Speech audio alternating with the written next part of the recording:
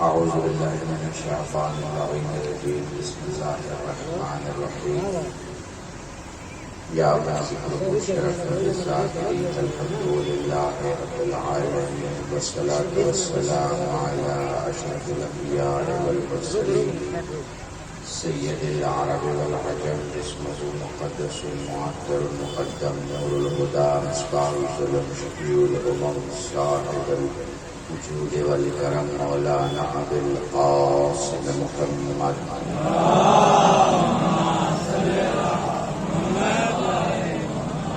حبيب عليه الطيبين الطاهرين المعصومين المظلومين وشفيع المذنبين أما بعد فقد قال الله سبحانه وتعالى في القرآن الكريم بسم الله الرحمن الرحيم وما تشاءون إلا أن يشاء الله صلوات محمد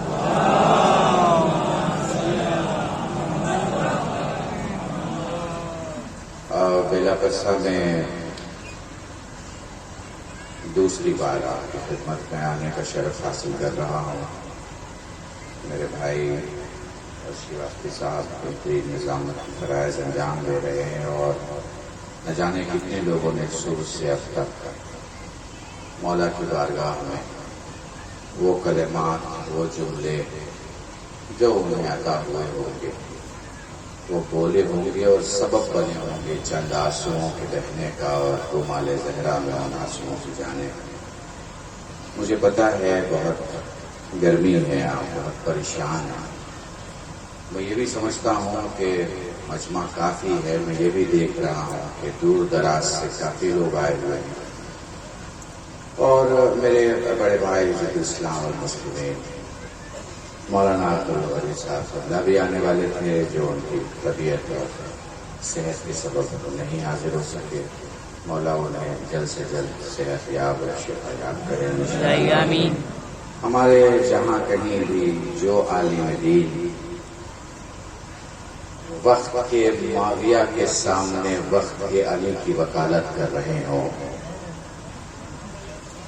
وقت کے یزید کے سامنے وقت کے حسین کی وکالت کر رہے ہوں، اس زمانے کے میزم بننے کی فہرست میں زبان کٹ جانے کے ڈر کو ختم کر کے اپنا نام لکھوانے میں آگے ہوں، ان سب کے وجود بابرکت اور صحت کے لیے مل جل کر درود پڑھے محمد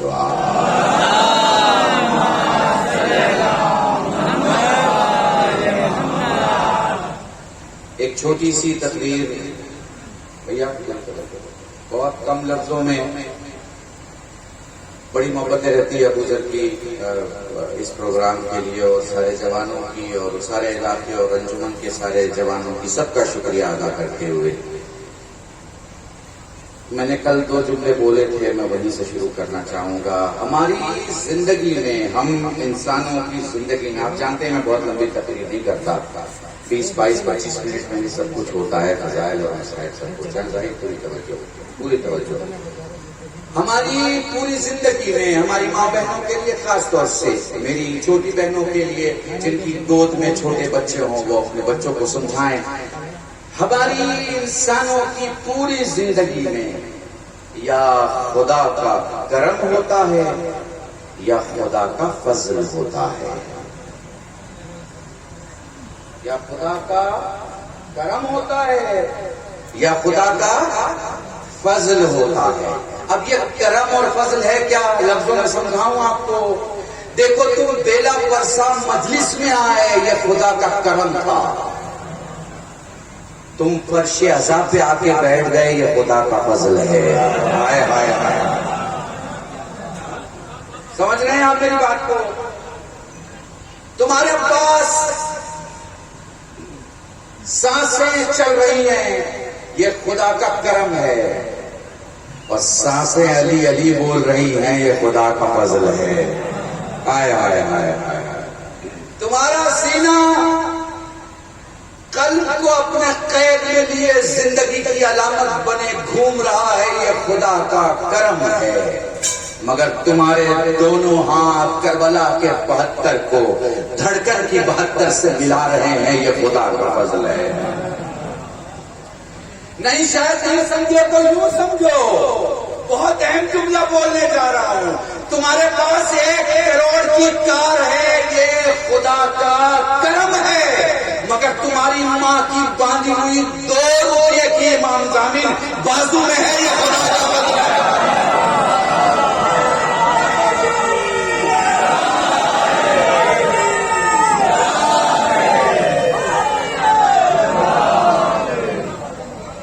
سمجھ رہے ہو؟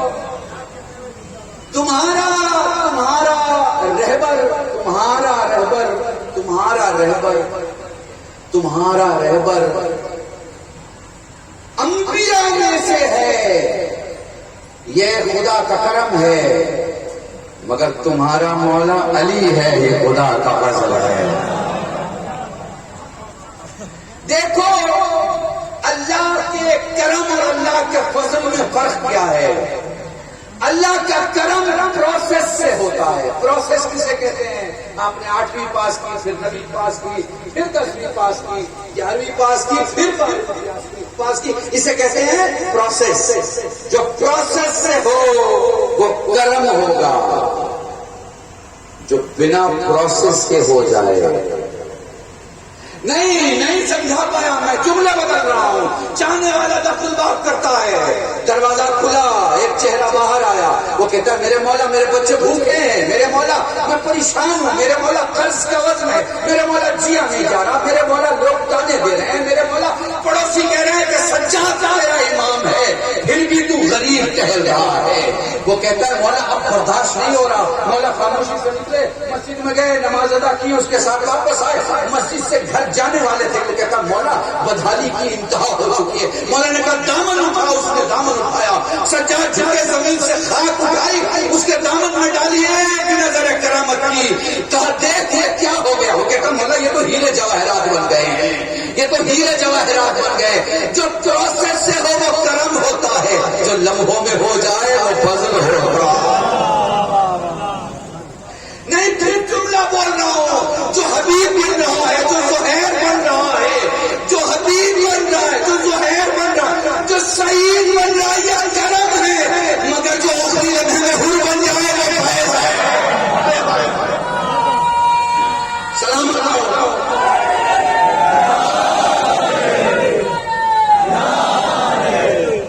محسوس کر پا رہے؟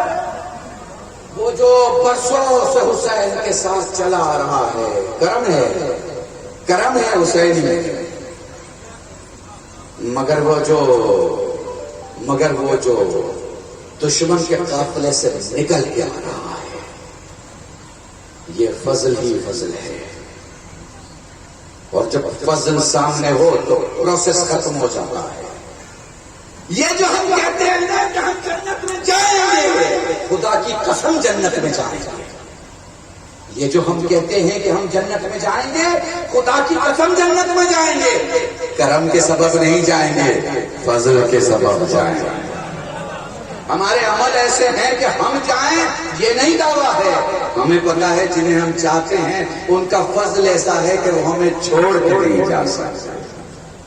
محسوس کر پا رہے ہیں؟ بہت کم لفظ استعمال کر رہا ہوں تاکہ بات بھی مکمل ہو جائے. کرم اور فضل کو سمجھا رہا ہوں، کاش سمجھا پاؤ. دیکھو اللہ کی مسجد میں تو ایک ہو جاتے ہیں. پھر سمجھنا اللہ کی مسجد میں دو ایک ہو جاتے ہیں، کیونکہ وہاں سب بھکاری ہیں، امیر بھی مانگ رہا ہے، غریب بھی مانگ رہا ہے، تو دونوں کیا ہوئے؟ بھکاری ہے، ایک 10 کروڑ مانگ رہا ہے، ایک 10 لاکھ مانگ رہا ہے، ایک 10,000 مانگ رہا ہے، مانگ تو سبھی رہے نا، تو دو ایک ہوتے ہیں اللہ کی بارگاہ میں۔ حسین کی بارگاہ میں ایک کبھی دو نہیں ہوتے، نہیں محسوس کر پایا۔ حسین بٹنے نہیں دیتا، حسین بکھرنے نہیں دیتا، وہ جو ایک رکھتا ہے وہ کرم ہے، وہ جو بکھرنے نہیں دیتا فضل ہے۔ اللہ کی قسم، خدا کی قسم، اگر ایک ایک لفظ کو بیان کروں تو گھنٹوں گزر جائیں گے، مگر مجھے پتا ہے، میں دیکھ رہا ہوں کہ گرمی سخت ہے، حالات آپ کے لیے سخت ہیں۔ خطیب اور مولوی کی یہی پہچان ہے کہ وہ سبحان ربی الاعلیٰ، سبحان ربی الاعلیٰ، سبحان ربی الاعلیٰ جب کہے 1 سے 2، 2 سے 5، 5 سے 7 بار، تو وہ سب کے جوانوں کو دیکھ کے نہ پڑھے، سب سے کمزور آدمی کو دیکھ کے پڑھے، یہ اس کی عدالت کا تقاضا ہے۔ اس لیے میں اپنے بزرگوں سے دستبستہ معافی کے ساتھ، ہمارے سامنے جو لوگ کھڑے ہیں، میں پھر ان سے کہوں گا، تم مجلس میں آ کے کھڑے ہو، یہ مولا کا کرم ہے، اور اگر بیٹھ جاؤ تو یہ مولا کا فضل ہے۔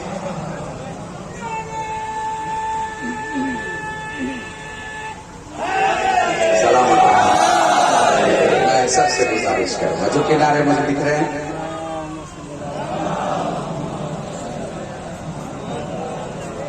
جی اب آپ بیٹھ گئے، بڑے سکون سے بیٹھ جاؤ کہ تم نے اتنی بے چینی دیکھی بھی نہیں جتنی حسین کی سکینہ نے دیکھی ہے، تم نے اتنی مصیبت دیکھی نہیں جتنی حسین کی زینب نے دیکھی ہے، تم وہ مصیبتیں سوچ بھی نہیں سکتے جتنا عباس کی ام کلثوم نے دیکھی۔ یہ قوم ہمیشہ زندہ رہے گی، خدا کی قسم، کیونکہ آنسو انہیں زندہ رکھیں گے، کیونکہ وہ جو آنسو لینے آنے آتی ہے وہ بڑی بیوی ہے، وہ بڑی شہزادی ہے۔ میں بڑے آرام سے پڑھوں، آرام سے۔ اچھا دیکھو، لفظ بولوں گا، لفظ حس کرنا، لفظ حس کرنا لفظ کو۔ سہل کہتے ہیں مولا کے پاس آ کے، مولا آپ کو مہمان رکھنا چاہتا ہے، لفظ محسوس کرنا، اپنی ماں بہنوں کو ہدیہ کر رہا ہوں۔ سہل کہتے ہیں مولا آپ کو مہمان رکھنا چاہتا ہوں۔ سجاد بڑی دیر تک رو کے کہتے ہیں مجھے اس لفظ سے ڈر لگتا ہے۔ میں نے تو پورا مسائل تمہارے سامنے پڑھ دیا۔ سجاد کہتے ہیں مجھے اس لفظ سے ڈر لگتا ہے، میرے مسلم کو کوفے میں مہمان رکھا گیا، نتیجہ سب کے سامنے ہے، میرے بابا کو کربلا میں مہمان رکھا گیا، نتیجہ سب کے سامنے ہے، ہم شام میں مہمان رہے، نتیجہ سب کے سامنے، ہمیں مہمان نہیں رہنا، ہم نے گھر کے باہر نکلنا بند کر دیا۔ وہ کہتے ہیں مولا اگر تیرے بابا کی مجلس برپا کروں؟ سجاد رو کے فرماتے ہاں تب ضرور آؤ۔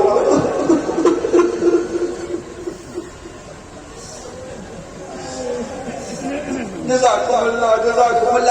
اپنے نوجوان بچوں کو ہدیہ کر رہا ہوں۔ یہ جملہ سید سجاد سے ایک آدمی کہتا ہے، بھیا جی جملہ غور سے، سید سجاد سے ایک شخص آ کے کہتا مولا میں غریب ہوں، کہتا مولا میں غریب ہوں۔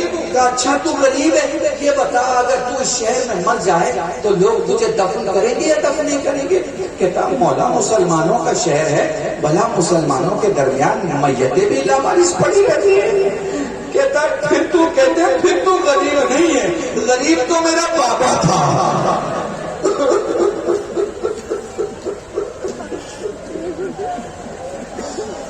جزاکم اللہ، خدا تمہیں کوئی غم نہ دے، سوائے میں سے کہ تو شوق رکھے۔ جن تاریخوں میں یہ مجلس کر رہے ہو یہ منسوب ہے حسین کی 4 سال کی سکینہ سے۔ آپ جانتے ہو مائیں اپنے بیٹوں کو بہت چاہتی ہیں، باپ اپنی بیٹیوں کو بہت چاہتا ہے، ماں کے لیے ان کا لخت جگر سکون ہوتا ہے، باپ کے لیے ان کی بیٹیاں سکون ہوتی ہیں. چلو ایک حسین جیسے بابا کی سکینہ جیسی بیٹی کا احوال سنا رہا ہوں. شاید اگر سمجھ میں آ جائے تو 2 آنسو گر جائیں گے. تمہاری اور میری آخرت کا سامان ہو سکے گا. سید سجاد سے سائل سوال کرتا ہے مولا کیسے روئیں؟ فرمایا آنسو کا وہ قطرہ جو آنکھوں میں رہ جائے مومن کا، جو آنکھوں سے باہر آئے صالحین کا، جو داڑھی کے بال تک آئے انبیاء کا، جو سینے تک آئے ہم اماموں کا. وہ کہتا ہے مولا جس میں آواز بلند ہو جائے. رو کے فرمایا میری دادی آواز سے رویا کرتی ہے، اس لیے جب بھی رویا کرو بابا سے بلند رویا کرو. یہ نہ دیکھا کرو تمہیں کون دیکھ رہا ہے.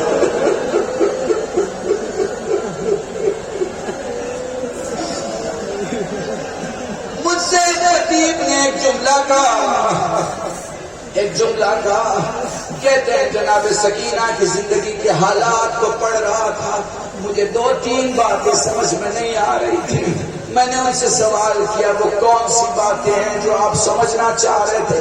کہنے لگے کہ شاید یہ سمجھ میں نہیں آیا کہ سکینہ جب اونٹ سے گری خاموش کیوں ہو گئی. میں نے روایت میں کہیں نہیں پڑھا کہ سکینہ نے کسی کو پکارا ہو. میں نے ان سے کہا سید یہ بتائیں پھر آپ کو کیا لگتا ہے شہزادی جب اونٹ سے گری تو آواز کیوں نہیں آئی؟ کہنے لگے کنگر شہر جب بچہ بلندی سے گرتا ہے بے ہوش ہو جاتا ہے.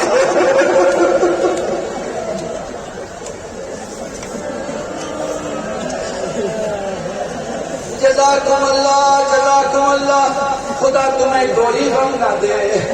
بولا سکینہ دنیا میں آئی، بولا سکینہ پیدا ہوئی، بولا زینب حسین سے فرماتی ہے خدا عزت کی چادر جب کسی کے کندھے پہ ڈالے تو اسے بیٹی عطا کرتا ہے.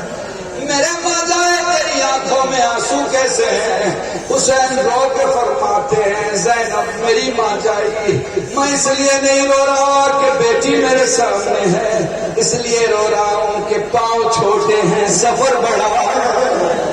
اس لیے رو رہا ہوں کہ زندگی کے دن کم ہیں، راستوں کے مسافتوں کے تکلیفیں زیادہ ہیں. حسین رو رہے ہیں زینب رو رہی ہے، حسین رو رہے ہیں زینب رو رہی ہیں. سکینہ کی پیدائش سے یہ جو گریہ شروع ہوا آخر تک بند نہیں ہوا. آپ کو میں بتاؤں کربلا میں سب نے کہا مجھے پیاس لگی ہے. سکینہ نے بھی کہا لیکن فرق ہے سب نے اپنے لیے کہا تھا، سکینہ نے سب کے لیے کہا. جب مشتیزہ لے کے اپنے چچا کے پاس آئی تو یہی فرماتی چچا جان وہ جو بچے ہیں وہ کہتے ہیں جب تک تیرا عباس سلامت ہے ہمیں یقین ہے پانی ضرور آ جائے گا. جب تک تیرا چچا سلامت ہے ہمیں یقین ہے پانی ضرور آ جائے گا، اور اگر برداشت کر سکو تو برداشت کر لینا. میں ایک موقع بیان کر رہا ہوں، ایک منزل شہادت کی بیان کر رہا ہوں. غور سکو تو غور کر لینا، تمہاری آوازیں رونے کی دور تک جائیں گی. امام حسین جب جناب عباس کی طرف بڑھے ہیں تو پہلے بازو اٹھایا ہے پھر عباس تک پہنچے ہیں. اس کا مطلب کیا ہے؟ اس کا مطلب یہ ہے کہ عباس اس وقت تک خیمے کی طرف بڑھتے رہے جب تک بازو کٹے، اس کے بعد بھی بڑھے مگر جب مشق سکینہ چھن گئی عباس نے گھوڑے کو موڑ لیا. اب عباس خیمے کی طرف نہیں آ رہے ہیں. بس اگر یہ منزل تمہاری سمجھ میں آ جائے تو اسے اپنی جگہ ٹھہرا کے رکھنا. میں کچھ کہنے والا ہوں. دوڑ کر سکینہ اپنے بابا کے ابا کو پکڑ کے کہتی ہے جو پوچھنے جا رہی ہوں باپ بن کے جواب نہ دینا، امام بن کے جواب دینا. بابا یہ بتا میرا چچا واپس آئے گا یا نہیں آئے گا؟ بچی کو گود میں اٹھایا. یہی وہ وقت ہے جب بھتیجی نے چچا کو مڑتے ہوئے دیکھا. یہی وہ مقام ہے جب بھتیجی نے چچا کو مڑتے ہوئے دیکھا. سکینہ زمین پہ آئی. سید سجاد کے بابا فرماتے ہیں علم تو آئے گا، علمدار نہیں آئے گا۔ مجھے نہیں پتا، بہت بزرگ شاعر نے ایک جملہ کہا ہے، جب حسین پہنچے ہیں عباس کے قریب تو عباس کو لگا سکینہ آ رہی ہے۔ غیرت کا وہ بادشاہ اپنے زخمی چہرے کو ریت میں چھپا لیتا ہے کہ اگر بھتیجی نے پوچھ لیا چچا پانی نہ لائے تو میں کیا جواب دوں گا؟ جزاکم اللہ، جزاکم اللہ، خدا تمہیں کوئی غم نہ دے۔ اب میں بڑا اہم جملہ اور بڑا جملہ بولنے والا ہوں۔ کربلا سے لے کر شام تک جتنے اہل بیت کے فرد ہیں، کسی نے پیاس کو اتنی شدت سے محسوس نہیں کیا جتنا سکینہ نے محسوس کیا، جتنا سکینہ نے محسوس کیا۔ ذرا قریب سے مسائل کے جملے میں ہمیشہ پڑھا کرتا ہوں، بس آخری 2 جملے مسائل کے اور مجلس تمام ہے۔ میں ہمیشہ پڑھا کرتا ہوں 3 میتیں ایسی ہیں جس کے غسل دینے والے چلا کے روئے۔ سین سے سیدہ، سین سے سجاد، سین سے سکینہ، بولو سیدہ کو غسل دیا گیا، علی چلا کے روئے۔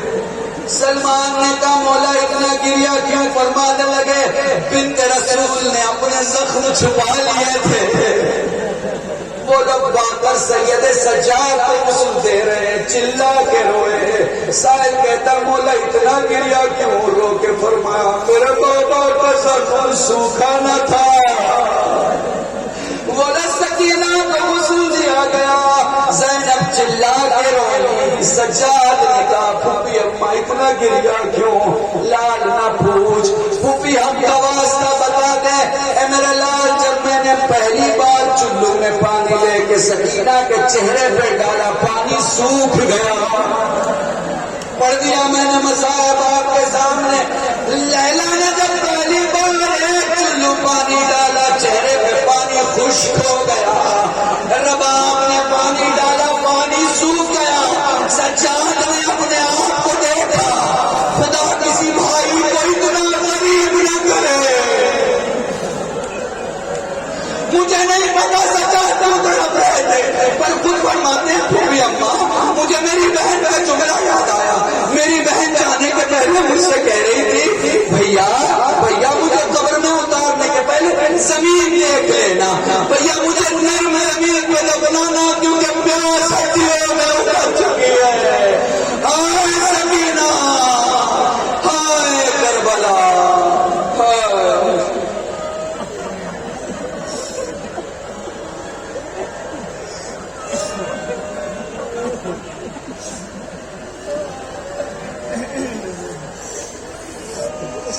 لعنت اللہ علی القوم الظالمین۔